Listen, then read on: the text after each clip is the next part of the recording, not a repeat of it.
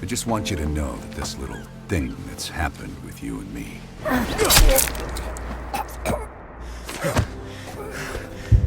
It was never personal.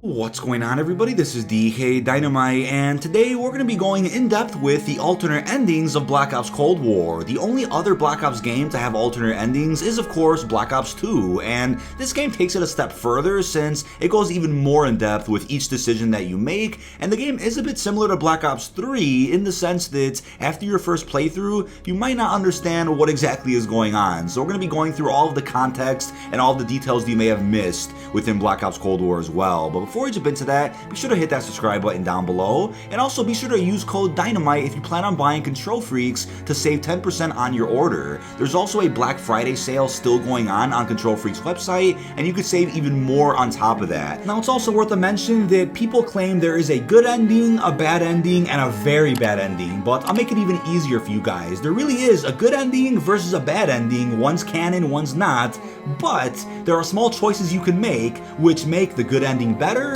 or the bad ending worse. And we'll get to that in a bit, but let's break down every single mission so you guys fully understand what happened in this campaign. So Black Ops Cold War is, of course, the direct and thematic sequel to Black Ops from 2010, taking place nearly 2 decades after the start of Black Ops 1 in the 1980s. On November 4th, 1979, a group of Iranian terrorists took control of the Iranian embassy in Tehran, holding the many diplomats and guests hostage. By January 1981, the lack of action in the crisis had contributed heavily Jimmy Carter's resounding presidential loss, and whilst not sworn in for 8 more days, President-elect Ronald Reagan signs off on a mission to apprehend the mastermind behind the hostage crisis, Arash Kadivar, as well as his young protege, Qasim Javadi. Sorry if I butchered any of these names. We then have Nowhere Left to Run, January 12, 1981, locating Javadi in Amsterdam. Alex Mason, Frank Woods, and Russell Adler,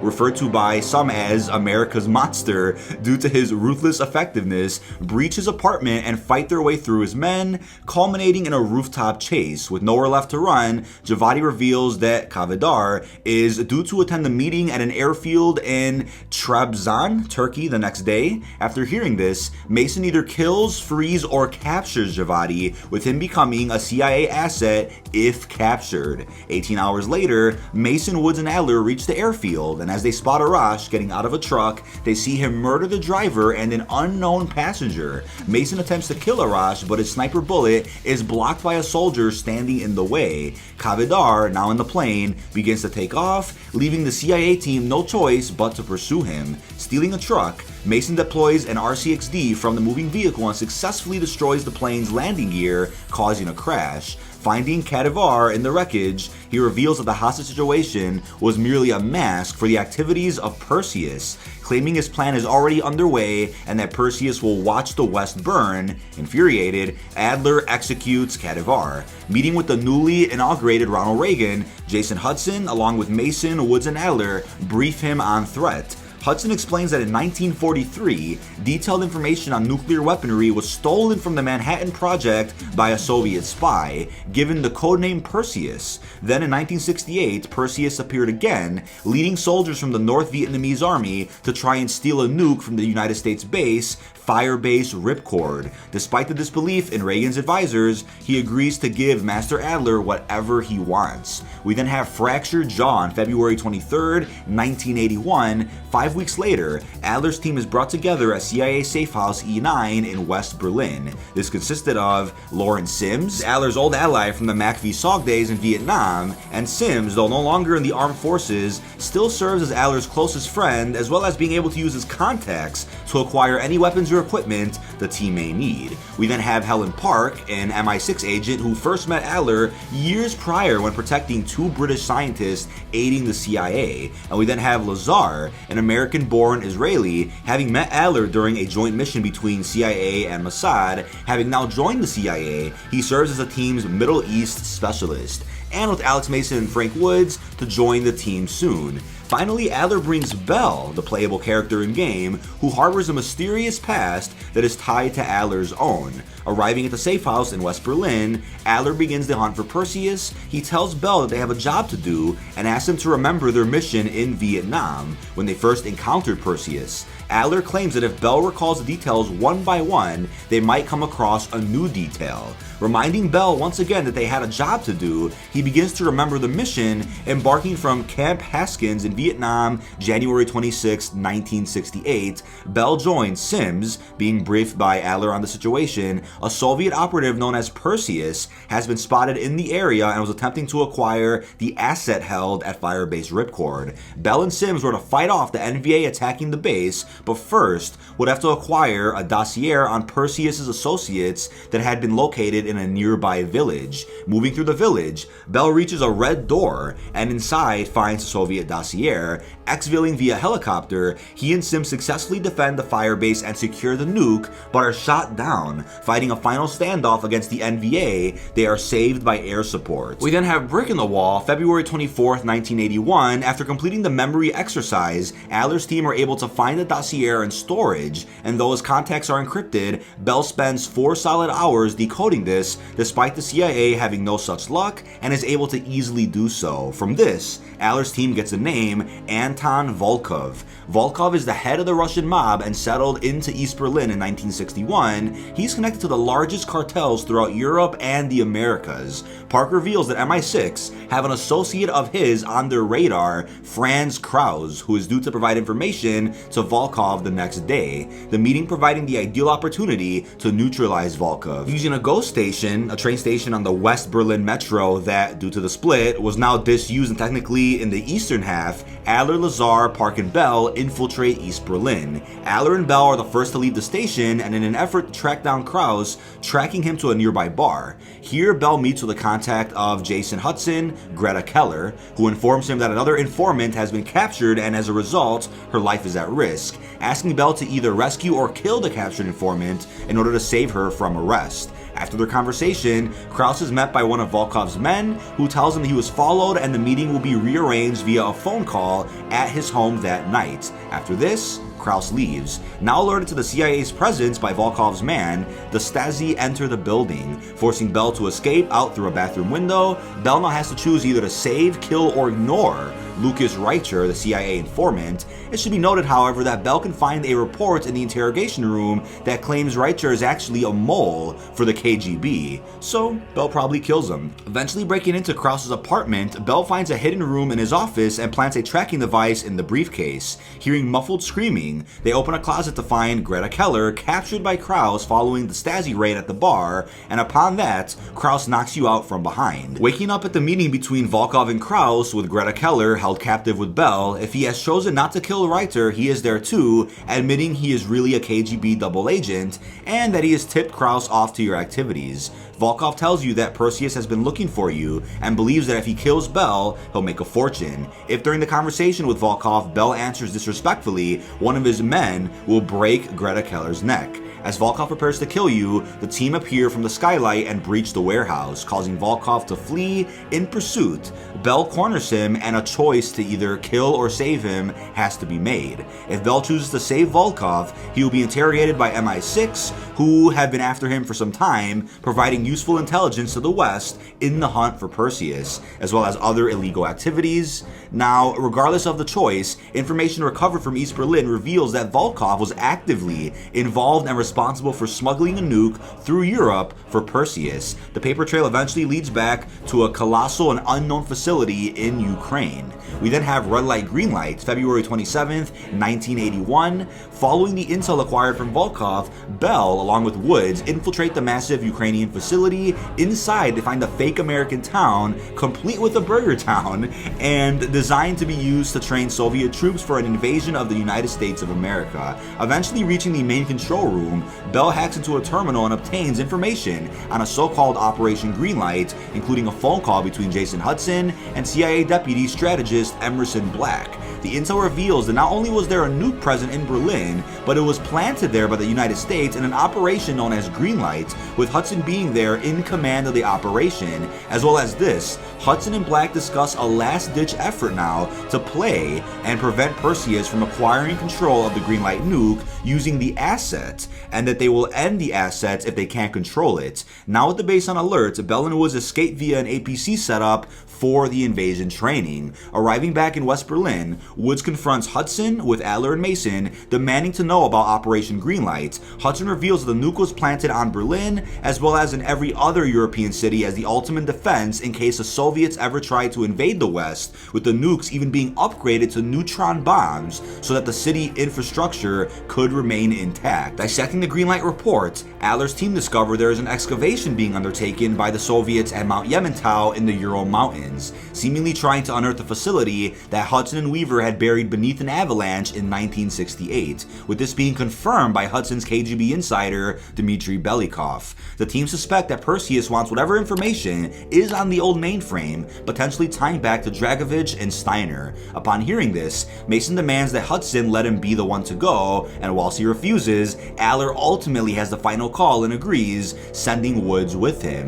We then have echoes of the Cold War on March 3rd, 1981, being flown to Yemantau by Belikov himself. Mason and Woods infiltrate the mountain relay base, and unlike in 1968 when Kilo 1 under Hudson had to be guided through the storm by Big Eye, the weather is clear enough for Belikov to land directly on the mountain, giving the two direct access to the comms relay building, still disabled from the mission 12 years prior. Leaving the comms relay building, Woods and Mason turn left, unable to follow the same path as Kilo 1, as the catwalk is still destroyed from the RPG that wounded Bruce Harris and resulted in his disappearance. Thanks to Pawn Takes Pawn, we do know that Bruce Harris is actually still alive, so that's why that bit was included in the mission, a bit of a throwback to when Harris fell all those years ago. Rappelling down a zip line across the mountain to the Soviet bunker, Mason collapses the line, luckily falling on a lower platform of the bunker, but losing his gun in the process. Making his way through the building with only a knife, Mason encounters a photograph of the late Frederick Steiner in a locker.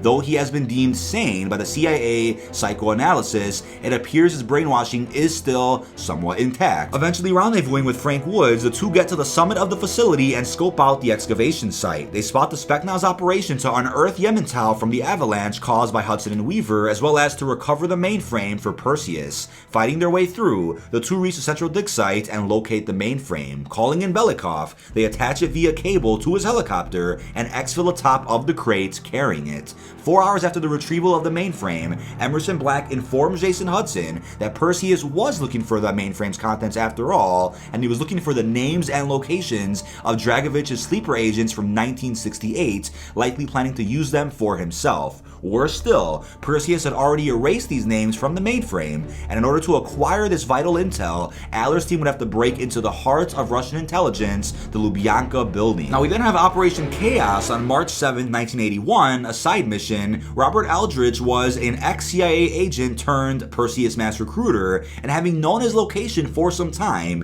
the CIA finally decided to pull the trigger on Operation Chaos and eliminate Aldrich for good. Arriving at the Colorado-New Mexico border, Mason and Woods stop Aldrich's convoy in its tracks, pursuing a fleeing Aldrich to a motel room where they eliminate him. However, if Bell has not decrypted Aldrich's coded message, Perseus' spying will stay in place, making his death far less impactful. We then have Desperate Measures on March 9th, 1981, making contact with Belikov inside Lubyanka. Adler waits for Belikov to prepare their infiltration. In order to reach the subterranean bunker where the KGB mainframe is, Adler and Bell have to travel down a 100-foot elevator activated exclusively via keycard. After finishing his encrypted phone call with Adler, Belikov is ordered into a meeting with the Soviet Central Committee, including Mikhail Gorbachev, future president of the Soviet Union. Colonel Lev Kravchenko and a young Imran Zakhaev are also there, air, and they commence the meeting at Belyakov's arrival. Gorbachev begins to outline the fear at the presence of a mole within Lubyanka, who in reality is Belyakov, and tells Colonel Kravchenko to continue with his investigation, then asks Zakhaev if he has any suggestions for a security increase. At this, Zakhaev recommends that access to the bunker is restricted. Belyakov, as head of security, is then given a choice by Gorbachev to decide who gets bunker access. However, all results end in General Charkov becoming the only member of the committee to possess a key. In order to make his next move, Belyakov first kills the cameras inside Lubyanka, then has a decision to make. Once the keycard is acquired, he lures 2 KGB officers down into Lubyanka's furnace room, then gives a signal to Aller and Bell, who kill the officers and take their uniforms, moving through the building. Aller and Bell reach the elevator, though are joined at the last minute by Zakhaev. Depending on Bell's answers, he either leaves the elevator peacefully or Bell is forced to knock him out. Finally, in the bunker, Aller and Bell fight through the hordes of Soviets and eventually reach the sleeper agent records and successfully download the data. However, during their escape, they find that Belyakov has been captured.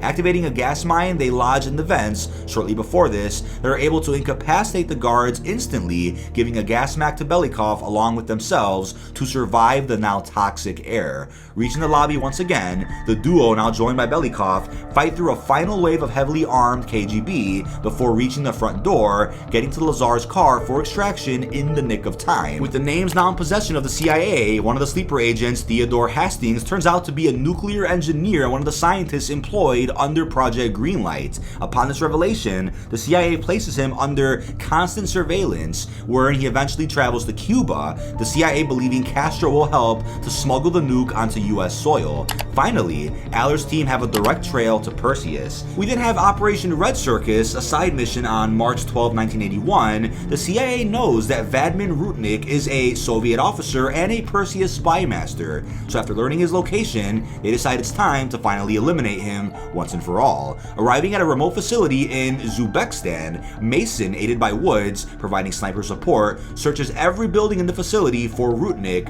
eventually tracking him down and eliminating him. However, if Bell has not cracked the identities of Rudnik's agents in European governments, Perseus' influence in Western politics will remain, making his death far less impactful as well. We then have End of the Line on March 13, 1981, reaching an abandoned compound outside of Havana. Aller's team begins the mission, believing Perseus to be inside. Bell, teaming with Lazar and Park, makes their way through the compound, having to move through minefields as they go, and eventually noticing scientists fleeing from the gunfire. Carrying on, Bell's team reaches a room covered in plastic sheeting, wherein they find a dying Theodore Hastings, along with the missing Greenlight nuke. He explains that he's sorry, and that Perseus has gotten away. When Park notes that Perseus would never leave his bomb behind, Hastings explains that Perseus had forced the scientists to reverse engineer the detonation codes. In effect, Perseus has traded his singular nuclear bomb for the entirety of Greenlight's arsenal. With Hastings now dead, Bell, Lazar, and Park are forced onto the roof where they prepare a Fulton extraction, or Skyhook. Funny enough, Skyhook is actually based on a real-life event.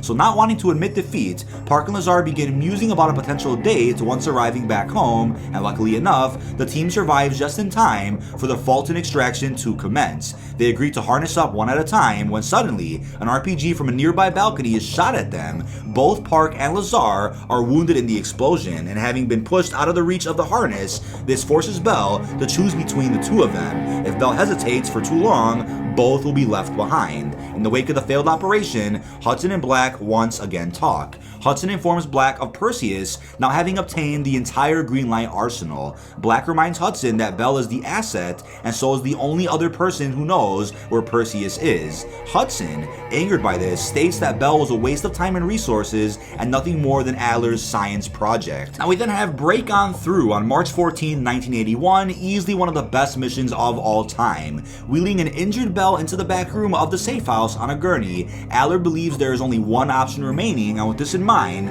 he orders Sims to get the dosages ready. Injecting a fluid into Bell's brain via the eye socket, his vision begins to twist and fade before suddenly he is lost within a flood of memories. Adler asks Bell to think back to their time in Vietnam and to finish what they started, that they had a job to do. Adler tells Bell that his chopper was hit and brought down, and that after making their way through the jungle, Bell encountered a bunker bunker where they came face to face with Perseus and that their team needs to know what happened behind the bunker's red door. After this, Bell hears an unfamiliar voice claiming that Adler is lying to them. Bell awakens in the chopper and is instructed by Adler on the exact events of the memory. However, Bell may choose to remember differently, and at first, this is a minor annoyance to Adler, but as Bell continuously disobeys Adler's instructions, he becomes ever more concerned. After Adler states that he is loading up various scenarios, Bell is eventually forced to open the red door. At first, it is what seems to be Perseus' bunker, though its hallways are infinite. However, eventually, the rooms shift to that of a hospital, and here, Bell glimpses a person tied down to a chair, being drugged and forced to watch specific videos, with Adler and Park being present in the room. Eventually, Bell reaches the red door for a final time, and after being pressed by Adler, remembers their encounter with Perseus. Within the room sits Bell, Anton Volkov, Arash Kadivar, Robert Altrich, and Vadman Rutnik, and the old Russian man whom the CIA believed to be Perseus. The old man claims the leaders of the Soviet Union have shown weakness in the face of the West, and so it is the moral duty of Perseus to act when they will not. This man claims that once they have access to the Greenlight arsenal, they will detonate the bombs from the safety of Solovetsky. With the thought of the round table fading to black, Bell has one final memory. Traveling in the back seat of a truck with Arash Kadivar, they are handed a dossier containing information on Perseus' associates. Arriving at Trabzon airfield, Kadivar claims that the men on the airfield will be sent to Duga en route during the fight to Solovetsky. However, Kadivar reveals that Perseus won't be in Duga, and none of the men sent there will leave alive. The nuke will be sent out to Volkov in Berlin, and then the associates of Perseus will fly to Solovetsky. Getting out, he claims that Perseus thinks too highly of the person in the truck and he doesn't want the competition. Proceeding to shoot them and the driver, fading to black, the person in the truck briefly regains consciousness, being seen by Adler after Kadivar's plane had been blown up. The person in the truck is revealed to be you, Bell, and after waking up, Bell is confused and doesn't understand what just transpired. Adler reveals that the person found half dead in the car, you, were a close associate of Perseus and were recovered. After failing interrogation, Adler subjected Bell to MK Ultra and its successor MK Search, which was first utilized on Alex Mason by Hudson and Weaver back in Black Ops 1 in an attempt to decode the numbers. This was done in order to completely destroy Bell's identity and construct a new one that would not only allow their expertise to aid the CIA practically, but also to be able to inadvertently give away details about Perseus. After the brainwashing was completed, Adler gave them the name Bell and assigned the code phrase, "We've got a job to do," in order to trigger Bell's receptiveness to the brainwashing. Think back to the Winter Soldier back in the MCU when certain words trigger the Winter Soldier's brainwashing. Now, Bell also never served in Vietnam, and in fact, the memory exercise was actually Adler and Sims interrogating Bell in order to decrypt the dossier found with them at the airfield. The red door represented Bell's subconsciousness, and whenever Bell entered it within a memory, they would give up key details about their past without even realizing it. Here, Bell makes a choice: either tell Adler the true location of Perseus' signal in Solovetsky and stop the West's destruction, or lie and have the team travel to Duga, dooming the West to nuclear annihilation. So we have the two final missions of the game. You'll either get one or the other, depending on what choice you make. We have Ashes to Ashes, Duga on March 15th, 1981. If you lie to Adler, claiming that Perseus' signal will be transmitted from Duga, Bell can then choose to access a radio in the safe house and inform Perseus to set up ambush at Duga. After arriving at Duga, getting out of the truck, Adler's team will realize something is amiss and they suspect Bell. If no ambush has been set up, they will execute Bell, leaving the site and having to watch the world consumed in an atomic fire. If an ambush has been set up, Bell triggers it upon being questioned by Adler, forcing the team to back off and find cover. A man in a gas mask picks Bell up off the floor, handing them a rifle and instructing them to get their revenge. Bell will kill each member of Adler's team, still living, eventually locating Adler himself, accompanied by the man in the gas mask, and after killing Adler, the man reveals himself to be the man the CIA believes is Perseus, telling telling Bell that they deserve the honor, he hands over the detonation remote, and in which Bell orders the nuclear detonation of Europe. Proud of you and of what you've accomplished together, he pats you on the back before scoffing at Adler's remains, laughing at the fact that the CIA still believe that he is Perseus, revealing that Perseus is merely the name used by their group, acting as a single entity. Perseus is not one person. Upon the detonation of the bombs, President Reagan immediately orders the destruction of all materials and intelligence relating to Perseus or Operation Greenlight in order to try and shield the blame and plead ignorance. In Perseus' final monologue, he tells Bell that now the world has only one superpower, but if the day comes the Soviet Union steps out of line, Perseus will be there to act once again. If Bell had failed to dismantle both Aldrich and Rudnick's operations, as well as neglecting to eliminate them, Perseus maintains a vast network of spies throughout all of Europe and America, ensuring that whatever the future holds, Perseus can properly steer humanity's path. Now we then have the other ending, the final countdown in Solovitsky on March 15th, 1981. If Bell tells the truth and reveals the location of Perseus' base of operations, we have Bell, Adler, Mason Woods, Sims, and possibly Lazar or Park, depending on who you saved in the previous mission. They then reach the fortress. Fighting their way through alongside Adler, Bell manages to reach the main anti-airgun battery, blowing it up and nearly dying in the process. As a result, Hudson is able to call in a successful bombing run and totally obliterate Perseus' base, preventing the detonation of the Greenlight nukes, and the man the CIA knows as Perseus, however, is nowhere to be found. Now, if Bell successfully dismantled both Aldrich and Rudnick's operations, as well as had them both killed, Perseus has virtually no spy network and is no longer a serious threat to any nation. Keep note, at this point, Perseus was still never one person, but a group, and now, if he made the right choices, the group will never be seen again. Walking with Bell, Adler commends them for their heroism, and I say them since you can choose Bell's gender at the beginning of the game as male, female, or non-binary. Bell sacrificed both their identity and very nearly their life in order to stop Perseus. However, Adler is still sad to admit that Bell must make one more sacrifice. As Adler readies his 1911 to shoot, Bell does the same, but perhaps Adler is justified here, since after all, before Bell was brainwashed and reinvented into Bell, Bell was an active part of nearly causing the deaths of millions of innocent lives since he was a part of that Perseus group. But maybe Bell is justified here as well, since Adler destroyed any notion of who Bell really was and forced Bell into a role that Bell never wanted to play. So ultimately, no one could say for sure what the fate is of either Bell or Adler, but looking at these two major endings, we got two completely different campaign missions at the very end of the game, depending on the choices that you made, which is incredible. It takes the alternate endings from Black Ops 2 to a whole other level. Now let's look at this, right? We have a good ending and we have a bad ending. I'll say the good ending is the final countdown, the mission that we just went over, where you dismantle all the nukes, you destroy the Perseus group, and you walk away happy, right? With everybody living. That's the good ending, I would say. Of course, there are some tweaks that could be made in that good ending, depending on your choices, but that's ultimately what I would consider the canon ending. Now, in terms of who survived, Bell or Adler, that's a tough one. I would say both of them dying makes sense, considering neither of them are in Black Ops 2. That's if Black Ops 2 is still completely canon.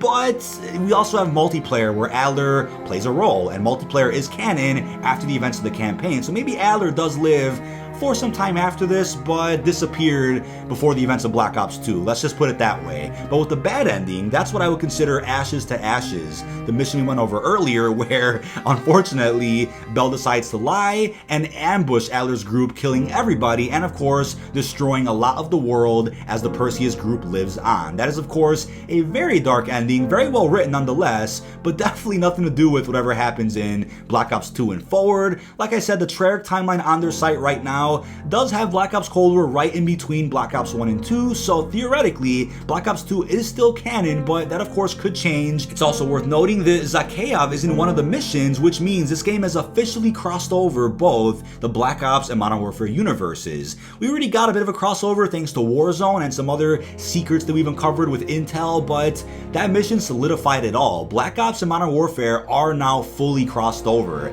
So we could say the new Modern Warfare reboot has been thrown in into the pre-existing Black Ops universe. What that means for the future is of course unknown. I mean, Modern Warfare 2 that's supposed to come out in the next year could explain a little bit more about that. But what's a bit of a problem is that Modern Warfare 2, taking place in the late 2020s, is going to have to address the events of Black Ops 2 if Black Ops 2 is still considered canon, since that game took place in 2025. That is about it. This has been dkdynamite. Leave all your thoughts down below in the comment section. What did you guys think of the explanation behind the endings in Black Ops Cold War? And what you guys think of the full story breakdown, in case you guys were confused about any of the missions that occurred in this game. Really hope you've enjoyed, and peace out, everyone.